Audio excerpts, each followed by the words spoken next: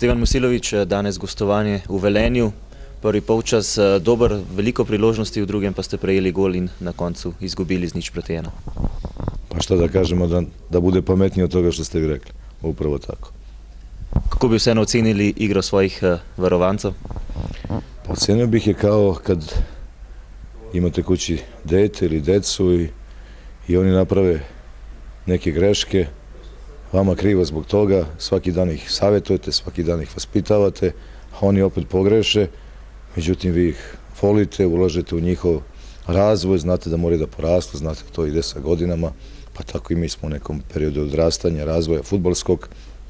To su moji igrači, napravili su puno grešaka u fazi napada u prvom poluvremenu, napravili su posle greške u odbrani, da smo bili malo manje, da smo bili nepogrešivi u nekim situacijama, vodili bi 2-3 razlike, slavili bi još jednu pobedu, pritisak nismo izdržali, posle tih 0:0 u nekim situacijama pogrešili, protivnik je dao gol iz prve šanse i posle toga je sve ovo bilo samo da prođe vreme, bez obzira što smo mi kao nešto napadali, a oni imali još neke 2-3 situacije, ali to više nema veze sa onom fudbalskom pričom i pripremom za koju smo se pripremali.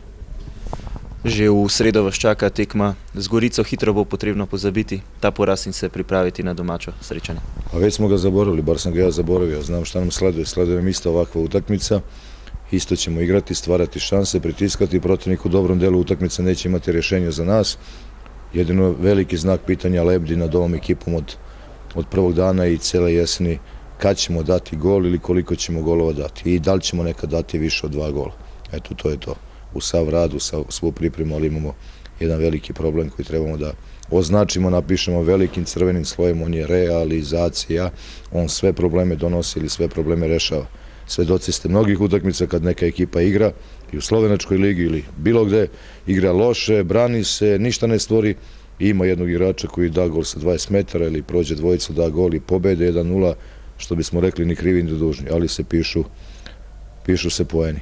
Kad smo kod poena, njih uvek na kraju krajeva gledam, jel tako, i tabelu, ono što je za mene ovako najviše razočaravajuće jeste upravo to što sam rekao na početku, da malo toga od onoga što radimo, što se pripremamo, što analiziramo, što gledamo, što pričamo, na čemu puno radimo, malo od toga smo danas vratili na terenu, što se tiče igrača. I zato, razmišljajući sad o njima, razmišljam kao kad upravo savjetujete rođeno dete, a ono opet pravi greške i opet mora da se ulaže, jer nema nam drugi. Jednog dana će verovatno to neko shvatiti pre, neko kasnije, vratiti u Domžalama, vratiti nekom drugom klubu, a na nama je da nastavimo da radimo i da na nas ne utiču tragično ovi porazi, kao što nemamo razloga da letimo i posle jedne pobede. Kar nekaj zamenjav, predvsem prvič mislim, da v igri Balokok vse skozi uporabljate veliko število igralcev in menjate začetne enajsterice. Pa drugi naš problem jeste pas, završni pas, asistencija, kvalitetni pas u veznom redu. I upravo zbog toga tu imamo dosta promjene, ali nemamo ni tu toliko kvalitetnog pasa. Znači kad imamo loptu.